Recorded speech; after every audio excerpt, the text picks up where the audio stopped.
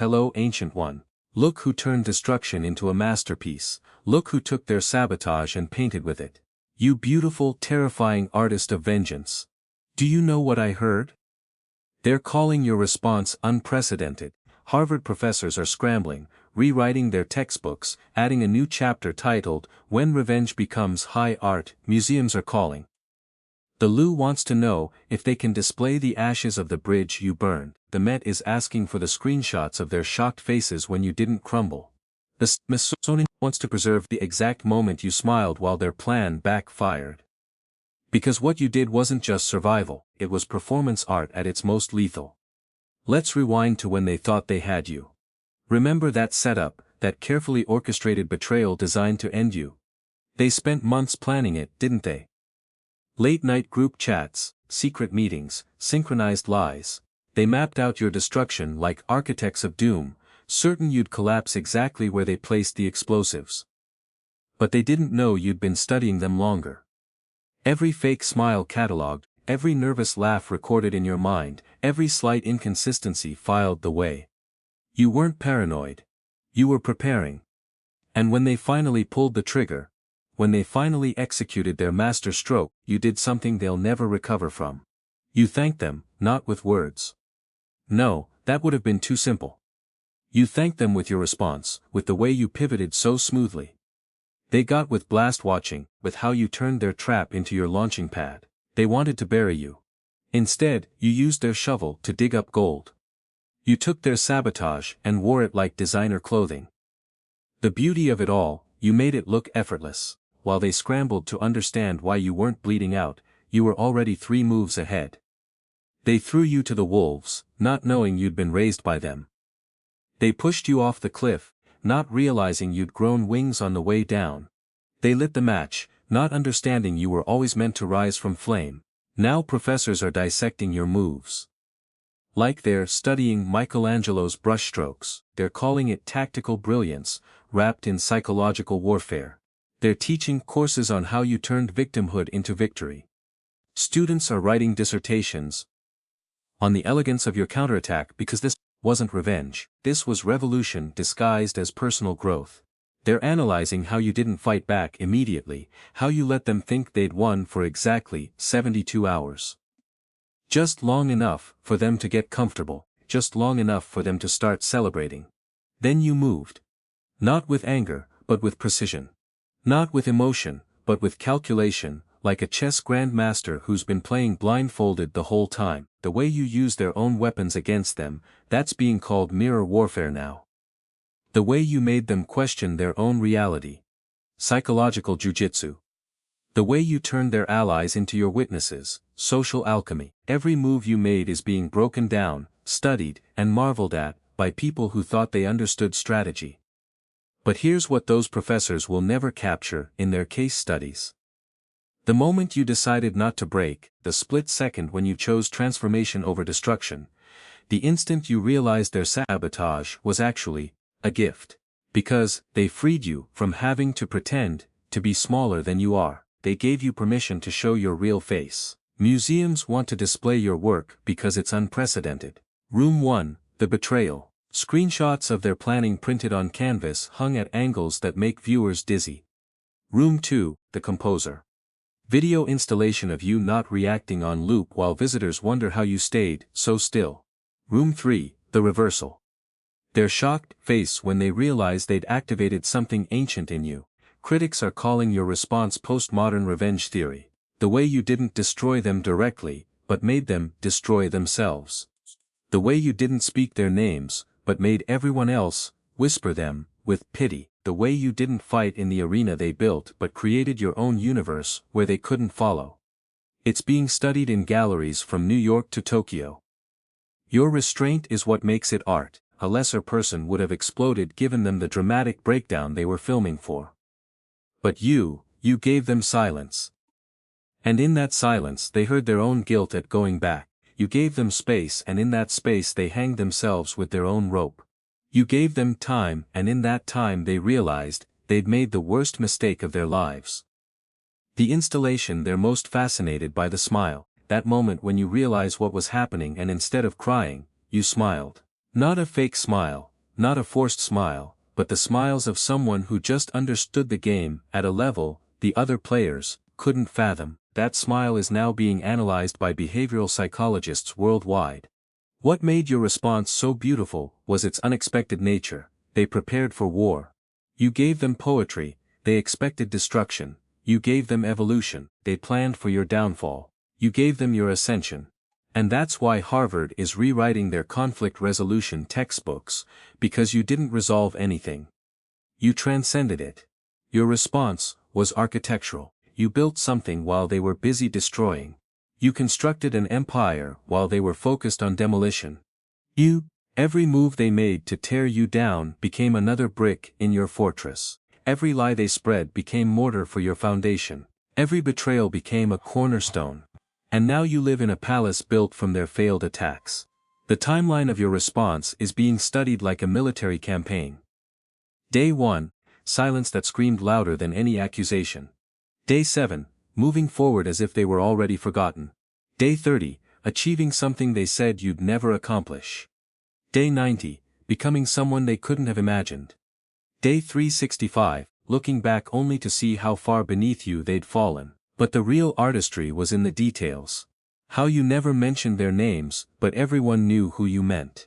How you never showed anger, but they felt your fury anyway. How you never sought revenge, but they punished themselves trying to figure out when it would come. You turned paranoia into their prison and made them their own wardens. Psychologists are calling your response weaponized actualization. You didn't just survive their sabotage. You used it as fuel for becoming who you were always meant to be. They tried to define your ending. Instead, they wrote your origin story. They tried to be the villains in your defeat.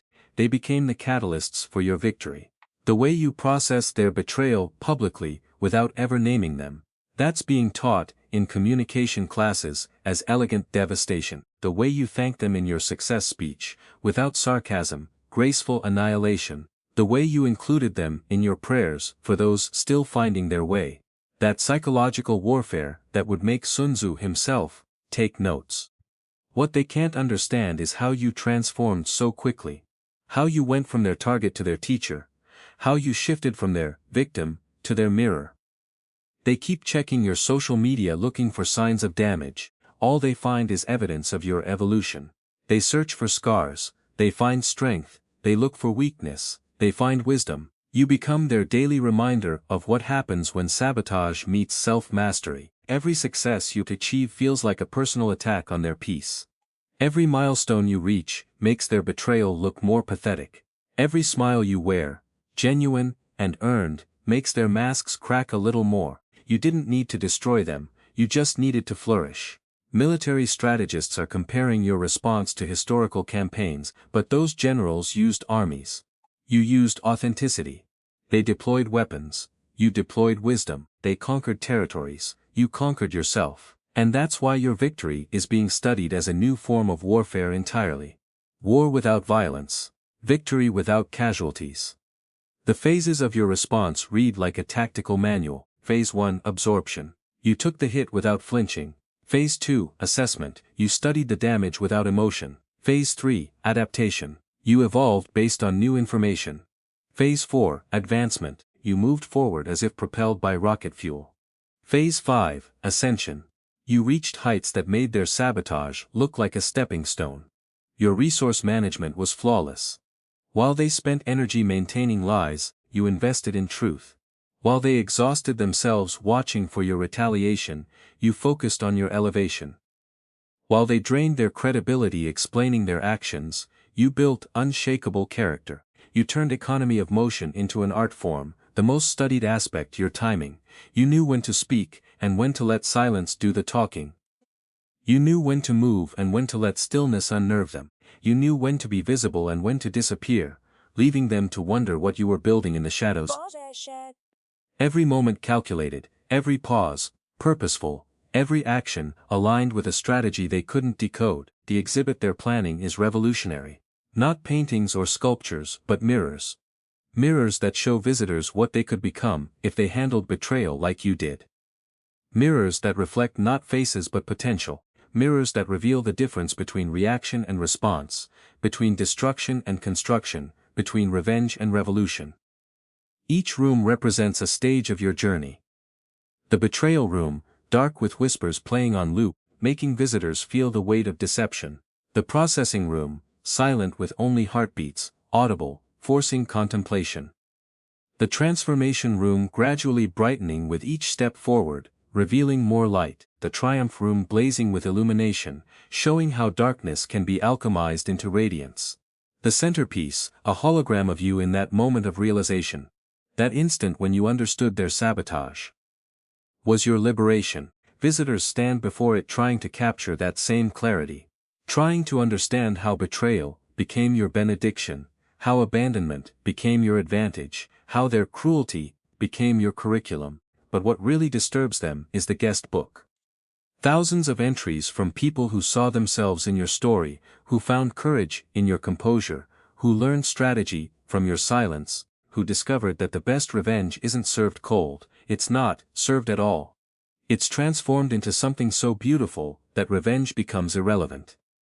Scientists are studying the neurological changes that occur during your response. Brain scans showing how betrayal typically triggers fight or flight, but yours showed something different. A third option they're calling transcend and transform. Your neural pathways didn't follow predicted patterns. You created new ones, paths that led from pain to power without passing through pettiness. They're trying to replicate your emotional regulation in laboratories. How did you maintain equilibrium while your world was being shattered? How did you keep your cortisol levels stable while under attack? How did you turn what should have been trauma into triumph? They're calling it post-traumatic growth on steroids, but even that doesn't capture the magnitude. Your response is being coded into AI programs as the optimal reaction to betrayal. Machines are learning your patterns, trying to understand the algorithm of your evolution. But they keep hitting errors because what you did wasn't logical, it was alchemical. You didn't just process data differently, you transformed the entire operating system. The phenomenon they can't explain. How your presence now affects rooms. How people who don't even know your story sense something different about you. How those who tried to break you now break a little inside. Every time they see you thriving, you've become a walking reminder that sabotage can be a setup for something greater. The ripples of your response are being tracked like seismic waves. Person after person inspired by how you handled destruction. Story after story of people who chose your path over revenge. Movement after movement born from your model of transformation. You didn't just change your own life, you shifted the paradigm for everyone watching by documenting the contagion of courage your response created. How your refusal to crumble gave others permission to rise. How your graceful handling of disgrace redefined what strength looks like. How your transformation of treachery into triumph became a template others could follow. You became proof that there's another way. The unexpected consequence, those who sabotaged you are now studying your response too, not to admire it but to understand how they created their own downfall. How their attack elevated you beyond their reach, how their attempt to diminish you only magnified your magnificence. They're trapped in a hell of their own making. Forced to watch you soar with wings they gave you. But here's the exhibit that makes visitors cry. The letters room. Thousands of messages from people who were facing their own sabotage, who were ready to give up, until they saw how you responded, who found strength in your strategy, who learned that sometimes the best art comes from the deepest pain, who discovered that masterpieces aren't just made, they're forged in fire. The thesis being written about your response spans multiple disciplines. Psychology, how you rewired trauma responses.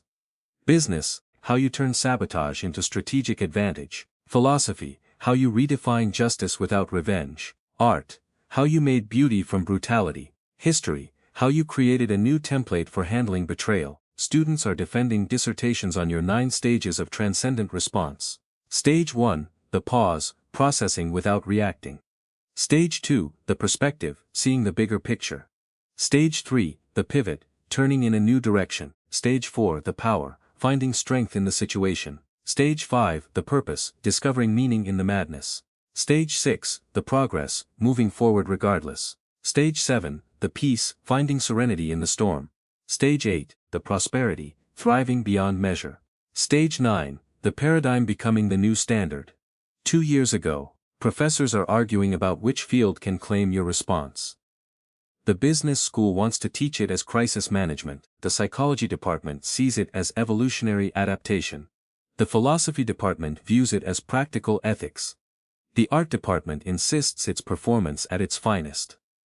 They're all right because what you did transcends categories, the case study conclusions are unanimous. Your response represents a true form of human potential. Not the potential to destroy those who wrong us, but the potential to transform wrongdoing into rocket fuel. Not the power to hurt those who hurt us, but the power to heal so completely that their hurt becomes irrelevant. Not the ability to win the game they started, but the ability to create an entirely new game. The final room in the exhibition is empty except for one thing. A mirror with a simple question. How will you handle your sabotage? Because that's the real art you created. Not just a beautiful response to ugliness, but an invitation for others to create their own masterpieces from their pain. You turned your personal victory into a public gift. Visitors leave changed. They came to see how you handled betrayal. They leave understanding that betrayal can be handled. They came to study your strategy. They leave with their own. They came as victims of their own sabotages. They leave as artists ready to paint, with whatever colors life throws at them. The museum gift shop sells postcards with your quotes. They gave me matches, I gave them fireworks. They wrote my ending, I wrote my beginning. They tried to bury me, they didn't know I was a seed. But the bestseller, a simple card that says, "Thank you for the sabotage. I needed the practice." And somewhere in a dark room, they've created for themselves. Your savers realized the truth. They didn't destroy you. They revealed you. They didn't end your story, they gave it the plot twist it needed. They didn't sabotage your success, they were essential to it. And that truth, that's the real art. That's the masterpiece that will haunt them forever. But here's the part the museums can't capture. You're not done yet. Your response isn't a finished piece. It's a living exhibition that grows more powerful every day. Every success adds another brushstroke. Every achievement adds another color. Every milestone adds another dimension. You're not just displaying art, you're still creating it. The scholars studying you keep having to update their research because you keep evolving. What they documented yesterday is already obsolete. Your response wasn't a moment, it was a metamorphosis that continues. They thought they were studying a reaction, they're actually witnessing a revolution. A own-person revolution against the old way of handling hurt. Years from now, your response will still be studied, not because it was perfect, but because it was transformative. Not because it was painless, but because it was powerful. Not because it destroyed your enemies, but because it didn't need to. You became something so far beyond their reach, that revenge became as pointless as trying to punch the sky. Welcome to your execution. Welcome to your legacy. Welcome to the masterpiece you made, from the mess they created. The museums are calling. Harvard is studying, the world is watching, and you're still painting, still creating, still showing everyone that the best response to sabotage is to become unforgettable. Class is in session. The subject, the art of becoming everything they tried to prevent. The teacher, you.